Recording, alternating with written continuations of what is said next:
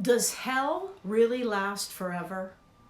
You know, there are a lot of people who would want to say heaven lasts forever, and it does. But those same people say, well, if you reject Jesus Christ, hell doesn't really go on forever. That couldn't possibly be so. If you reject Christ, you're just destroyed or annihilated when you die. But I want to share with you the very words of Jesus Christ himself. These are very strong words, and I want you to understand first that Jesus is using hyperbole. He's overthrowing the point because he wants you to know how seriously you need to take temptation to sin, how seriously you need to take your relationship to God. Jesus said this. He said, if your hand causes you to sin, cut it off.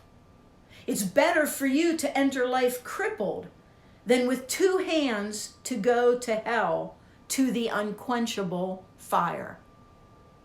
Now, of course, Jesus doesn't mean to cut off your hand literally, but what he's trying to say is, no matter what it is that is keeping you from God, no matter what it is that is keeping you in a life of sin, rather than a life of turning to God for salvation, get rid of it. Even if it hurts, even if it's difficult. Because Jesus said, it would be better for you to be crippled, to not have a hand in this life, than to go to the place of the unquenchable fire. That means where the fire can never be put out. And if human beings are just annihilated, then there's no point in the fire burning forever.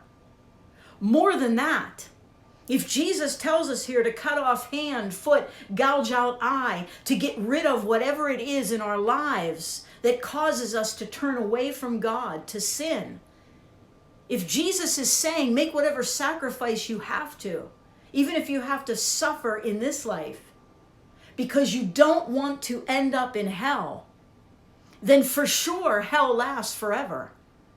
Because if you're just annihilated when you die rejecting Christ, then why give up anything?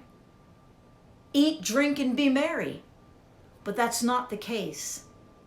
Jesus said it's worth anything. And so I ask you today,